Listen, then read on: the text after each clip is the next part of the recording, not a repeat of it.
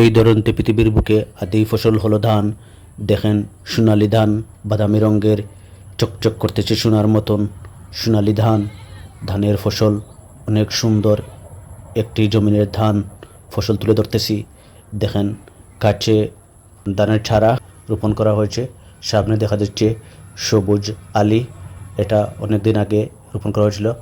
একজন লোকও আছে যিনি ধানের অর্থাৎ কাঁচা সবুজ চারাতে সেবা করতেছেন। দেখেন ধানগুলো কত সুন্দর লাগতেছে, পুষ্ট ধান।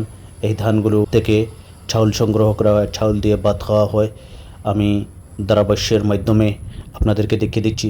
দেখেন কচি ধানের চারা, এই তো 1-2 দিন আগেই রোপণ করা হয়েছে।